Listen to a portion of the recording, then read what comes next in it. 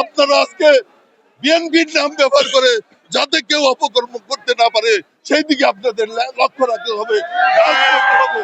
যে কারণে এই আন্দোলন এবং সংগ্রাম হয়েছে, আমরা যেন সেই কারণ এবং সংগ্রাম ভুলে না যাই।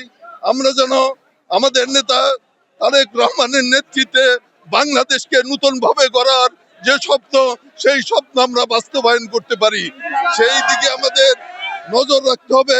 আমাদের ভুলে গেলে চলবে না। আওয়ামী লীগ যে কাজ করেছে আমরা সেই কাজ করব না। আওয়ামী লীগের লোকরা যে সমস্ত অপকর্ম করেছে আমরা সেই অপকর্ম করব না। আমরা বাংলাদেশকে গড়ে তুলতে চাই, বাংলাদেশের জনগণকে সাথে নিয়ে বাংলাদেশকে গড়ে তুলতে চাই। তারেক রহমানের প্রতি আমি কৃতজ্ঞতা প্রকাশ করছি।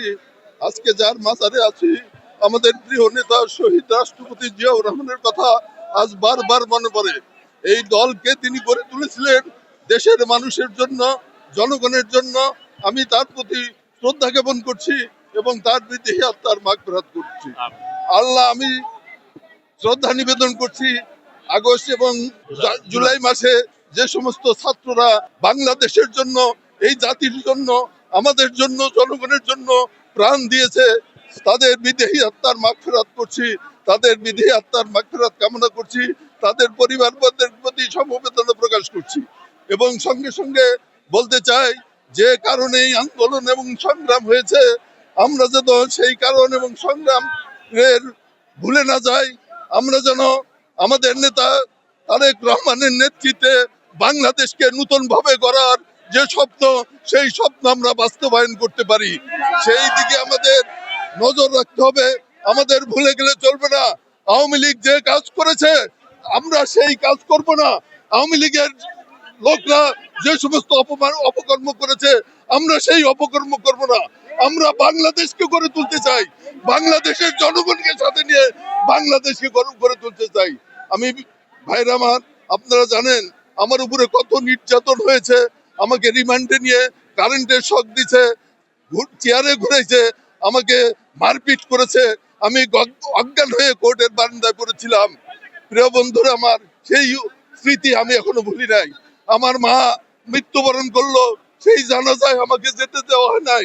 আমি জানাজায় যাওয়ার জন্য প্রস্তুত ছিলাম, পারমিশন হয়েছিল, কিন্তু সেই জানাজায় আমাকে যেতে দেওয়া হয় নাই। আমার ওয়াইফকে নামে নিরাপত্তা আইনে মামলা করা হয়েছিল, সে একজন কর্মচারী, তাকে দীর্ঘদিন সাসপেনশনে রাখা হয়েছিল, তাকে জেল হাজত মোকাবেলা করতে হয়েছে। কারাগারে আমার পরিবারের সাথে আমার দেখা করতে দেওয়া হয় নাই, আমাকে বন্ধ অবস্থায় রাখা হয়েছিল, পরিবারের সাথে কোনো যোগাযোগ আমি করতে পারি নাই। আজকে আমি সকলের কাছে কৃতজ্ঞ, বাংলাদেশের জনগণের কাছে কৃতজ্ঞ যে আমরা আজকে তাদের ত্যাগের বিনিময়ে আজকে আমরা মুক্তি পেয়েছি। আমাদের নেতারা, কর্মীরা যেভাবে পরিশ্রম করেছে, এই ক্ষেত্র প্রস্তুত করেছে এবং পরবর্তী টাইমে ছাত্ররা আন্দোলনের মাধ্যমে যে ফসল আমরা ঘরে তুলেছি, এই ফসলকে আমাদের টিকিয়ে রাখতে হবে। আমাদের আন্দোলন সংগ্রামের ফসলকে আমাদেরকে ঐক্যবদ্ধভাবে আমাদের ঘরে নিয়ে আসতে হবে। সেই আহ্বান জানিয়ে যারা আজকে এখানে উপস্থিত হয়েছেন, বিভিন্ন জায়গা থেকে এখানে উপস্থিত হয়েছেন, টাঙ্গাইল থেকে উপস্থিত হয়েছেন, আমার এলাকা থেকে উপস্থিত হয়েছেন, আমি সকলের প্রতি কৃতজ্ঞতা প্রকাশ করছি। আপনারা আজকে বিএনপির নাম ব্যবহার করে যাতে কেউ অপকর্ম করতে না পারে সেই দিকে আপনাদের লক্ষ্য রাখতে হবে, কাজ করতে হবে। এবং আমি যতদিন বেঁচে আছি ইনশাল্লাহ অন্যায়ের বিরুদ্ধে, জুলুমের বিরুদ্ধে, সন্ত্রাসের বিরুদ্ধে, চাঁদাবাজের বিরুদ্ধে আমাদের সংগ্রাম অব্যাহত রাখবো। এই আশাবাদ ব্যক্ত করে